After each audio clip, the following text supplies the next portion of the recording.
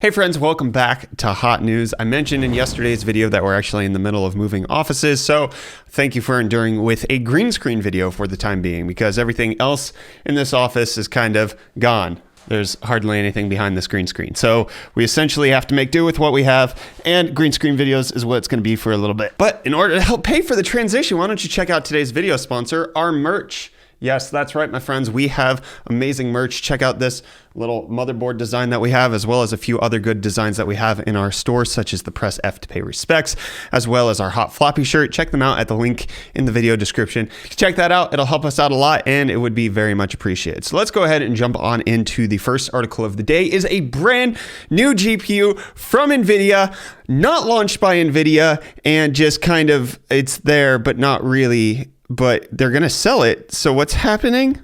I don't know. Yes, my friends, at CES, it appears that the company EVGA is unveiling what is known as the RTX 2060 KO. This is not a SKU that's promoted or produced by Nvidia, but EVGA is going to sell it in order to compete with the RX 5600 XT. This kind of makes sense because EVGA is an Nvidia-only AIB partner, so they make all of their money with graphics cards from Nvidia, so anything they can take away from A&D market share would benefit them as a company as well.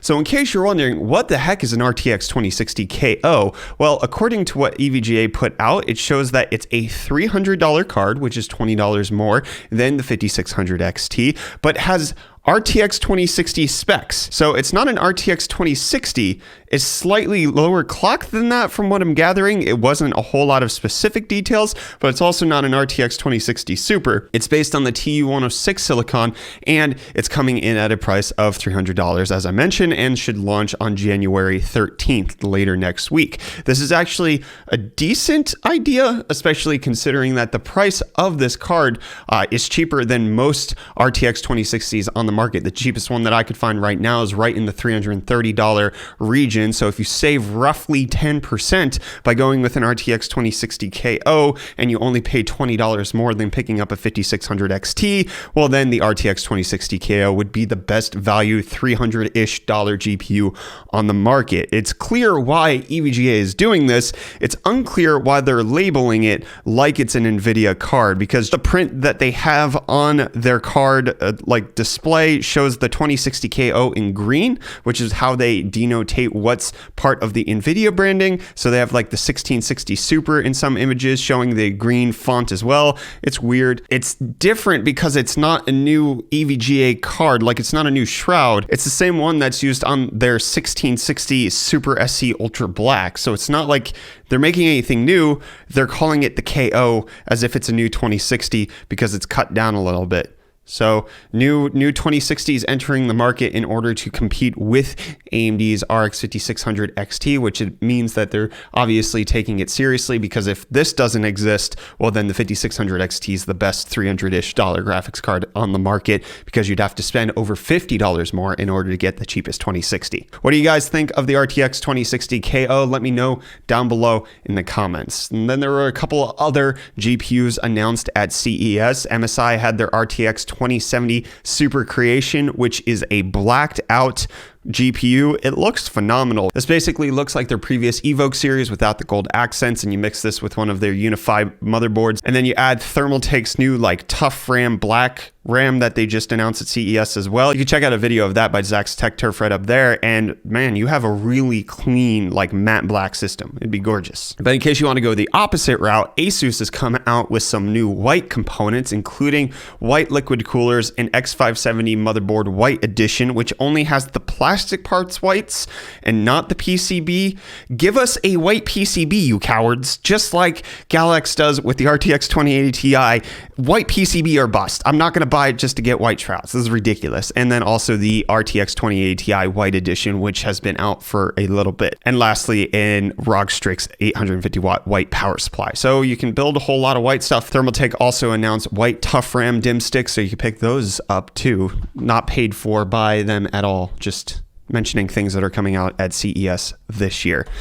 But in case you want RGB and you don't necessarily want to go with the matte black or all white version of what you have, Corsair is bringing its iCUE software to incorporate into ASUS motherboards. So finally, we're getting what has been the biggest bane in RGB software's existence since its inception, which is that none of them work with each other. You need to have 5 different softwares in order to control one system. If you get a Corsair cooler with G-Skill RAM on an MSI motherboard, you're completely screwed and they all have to be controlled differently.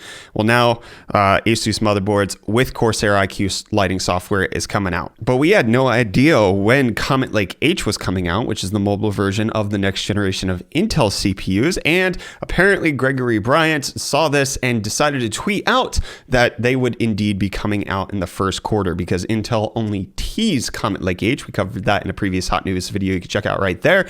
And now we have a before the end of March. Thanks, Intel. Appreciate it. One interesting thing that did come out of CES, which interesting is the exact opposite of what Intel's keynote was, is Sennheiser and Continental are coming out with a car audio technology which doesn't use loudspeakers as traditionally understood, where you actually have speakers in the car. Instead, it actually uses the surfaces within the car to vibrate to produce the sound or the music or what have you that you want. So it's called an in-car spatial audio system using Sennheiser's Ambio 3D audio, and it uses Continental's actuated technology to physically stimulate the surfaces in the car to actually get them to vibrate in order to make the sound be produced. It's kind of cool. I don't think this will ever come to cars, but I do really like the idea. But I don't like the idea of this next article, and it's also not kind of cool, and that's what is Quibi? This is an ad that I saw on Twitter recently where they got a bunch of celebrities to ask, what is Quibi? And they gave terrible answers. Anyways, it apparently was unveiled at CES what Quibi actually is, and it's a video streaming platform. Yes, another one, except for this one's selling point is that you can both watch landscape and portrait mode within the same video, and it's 2 different video feeds that are synced up to the audio, so whenever you rotate your phone, you get a new experience, but it keeps all of the action in the center of the frame. It's a really dumb idea. I don't think anybody really wants this. This is something that I think a lot of people who are rich and dream about what normal people's problems are like, and they were just like, yes, people struggle with landscape and portrait mode videos on their phones. We see people complain about it all the time when they see something filmed in portrait and they're like, oh, rotate your phone. We should totally produce something that you could do both. That would be amazing. No, billionaires. This is not something we want. They're calling their patent pending technology Turnstile, and it's led by the former HP CEO, Meg Whitman, except for she kind of failed as HP CEO, and that's fine. And this technology would be all well and good if it was free, but considering you have to pay $5 a month to watch the videos on Quibi with ads, or $8 a month without ads, and it doesn't really have any content, I really don't see the appeal of this. I just don't get it. Am I just a boomer? Is that what's happening right now? Am I just lost in the vacuous space of my own sheer narcissism that I can't see who this appeals to? Or is this something you guys want? Let me know down in the comments, because I really don't understand. Apple TV is not going to succeed just because they can pay for content. Apparently, Quibi has over $1 billion raised that they're going to use to finance content. This makes no sense. I don't understand who wants this. Whatever. But something I do want that is expensive, and while I can't justify $5 a month with ads, I'm trying to figure out how to justify $800 for a chair, and that's because Arcadio has unveiled a haptic feedback gaming chair at CES, which has 10 haptic transducers along the spine of the seat, and it just makes you feel the vibrations of what's going on in the game. It's kind of cool. I really like it. It would make things so much more immersive, especially something like sim racing, where you're actually putting your foot on the pedal and then you feel the vibrations of your race car going through. That would be amazing. It's $800. I want it, but I'm not going to buy it. I'm not going to do it. And you're not going to get into my Twitter conversations, because Twitter's announced some new features for how it's going to handle replies to content, or rather the filters that individuals can set up when they set up a tweet, making sure that they have a public privacy setting where it could be a free-for-all with global, or the people included of the conversation called a panel, or nobody's allowed to reply to it at all, and it's called a statement. I think this kind of defeats the purpose of Twitter, which I view as a free-for-all. Obviously, I'm not necessarily going going to get off the platform if they do implement this, but I feel like this is more we're trying to turn into Facebook move rather than sticking up for like the public town square notion that I think Twitter has stood for in the past. That's my take on it. What do you guys think of it down below? And Apple is standing for giving you money if you can send them the best iPhone 11 night mode shots that you can possibly do. If you could tag them in Instagram with your best night mode shots from iPhone, they will have a competition. You could potentially win. Then you could be used in their adverts, and then they will give you a licensing fee. So if you're interested in that, links for that will be in the video description. One cool thing that did come out of CES that I think could help a lot of people in natural disasters or in emergency situations is something called the Quasar Home EV Charger, which has a wall box that has bi-directional charging, which is kind of cool because it's just a box that gets plugged into your electrical system, and then you can charge something like your electric vehicle at home. But then in case, let's say, the power goes out from a hurricane or a tornado or something like that where the power lines are taken out, you can actually bi-directionally charge your house or use the electricity from your car to power your house. And something like a Tesla Model 3 has a 50 to 75 kilowatt hour battery, and the average American home, I think, uses around 40 kilowatt hours. You could potentially get up to 2 days of normal use out of an electric vehicle. So this is something that is kind of cool. Hopefully it could be rolled out sometime soon to kind of aid with just getting off the grid and being able to power yourself in case something goes down. Then let's transition over into something completely unrelated to electric vehicle charging, and that is Samsung's announced new portable SSDs with the T7 Touch SSD, which can be locked with your fingerprint. This is a kind of cool technology to encrypt your data on the go, especially if you're carrying it with you, and let's say you get searched and seized by somebody at a border patrol crossing somewhere. I don't know. I'm just spitting out the hypotheticals here. So the security part of the portable SSD is really cool, but then also it's going to feature double the read and write speeds of the previous version, the T5, which was 500 megabytes per second. Now we're looking at read and write speeds of over 1,000 megabytes a second, which is phenomenal for a portable SSD that you plug in via USB 3. But Samsung also unveiled some more speed in their PCI Express SSDs, finally coming into Gen 4. They seem to wait with Phison-controlled PCI Express 4.0 SSDs getting the jump on the market, but Samsung's going to have a good entrance into it because instead of coming in at 5 gigabytes per second, they're coming in at 6.5. So they're going to have a pretty decent margin of improvement over the current top dogs such as the Gigabyte Aorus or the Sabrent or the Corsair Force. It's going to be pretty good. AData has also been showing off a PCI Express 4.0 variant where they're quoting up to 7,000 megabytes. We'll see if that actually comes to reality. I haven't really known AData to be a market leader when it comes to the highest end SSDs. Maybe they can pull it off, but I think I'll trust in the Samsung 980 Pro when it launches. No price as of yet and no release date, but hopefully soon. Have you ever woke up most mornings feeling like your face doesn't look good? Me too.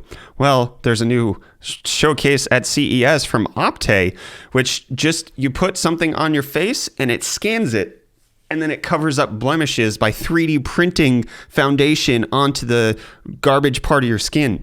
This is great for people who can't apply concealer or people who, I don't know who this is for. I really don't know enough about makeup to really comment on this. I just really like the part of the first paragraph that said, it's a handheld scanner and cartridge system that you drag across your face and it will print concealing pigment on specifically the discolored bits. I gotta cover up my discolored bits. They're hideous. I'm sorry. You can't see them. And you can't see podcasts, but that doesn't mean they're not there. And Spotify is rolling out a new feature that can automatically inject ads into the podcast, but not in the way that you would think. So they're calling it their streaming ad insertion technology, which would allow pre-recorded ads by the content creator to be put in at the most optimal time for the listener on the other end. So this is something that the content creator is already producing and would typically already put in the podcast itself, but this time Spotify would actually choose when they're going to do it at the optimal time for the listener to get interrupted and make sure that they're not going to walk away from the podcast and not hear the ad. They have to get that ad revenue. I like the idea until they start using it for other ads that they're selling and Spotify starts making the money and not the content creator. That would be stupid, and that's probably inevitably going to happen, but we'll have to wait for that. More CES stuff. Phanteks unveiled its cute RGB mini Enthui Evolve speakers. They showed these off back back at Computex. I think we covered them in our Computex video at Phanteks' booth. Anyways, they're finally selling them for $30, hopefully sometime soon. And Phanteks also came out with the P300A case, which is the P400A, but smaller. And in case, my friends, you're on Virgin Mobile, which is a phone carrier here in the United States, well, you're about to be ported over to Boost Mobile because Sprint is shutting down Virgin Mobile, but they're going to transition everybody who's on it over to Boost Mobile, in which they're saying that they will receive a comparable or better Boost Mobile service plan with no extra cost. We'll leave a link in the video description if you're on Virgin Mobile and this at all applies to you. And this next article applies to no one because it's Samsung's technology of Selfie type, which uses AI tech to power an invisible smartphone keyboard where you just tap on the freaking table that you're on, but instead of using lasers like that one gimmick that existed, it's just going to use your selfie camera and AI, and it's not going to work, and this is going to be awful, and it's just a huge gimmick, and it's stupid. Speaking of gimmicks and awful, the Galaxy Fold, apparently there's new sales figures that have come in saying that it's sold between 400,000 and 500,000 units, which is down from the initial estimated goal of 1 million units. So they're selling in under half, but that's still nearly $1 billion in total revenue considering the phone costs $2,000. $1 billion for a phone that breaks when it gets dust. I don't understand the world we're living in. Well, that's going to end this episode of Hot News. Let me know what you think of everything down below in the comments. Make sure to hit the like button if you enjoyed this episode. Thank you so much for bearing with us in this transitionary period as we have to kind of change things up. Get subscribed to stay up to date on our tech-related content. Check out our merch at the link in the video description. That's going to be it. I'm Brett. You've been watched me. Bye.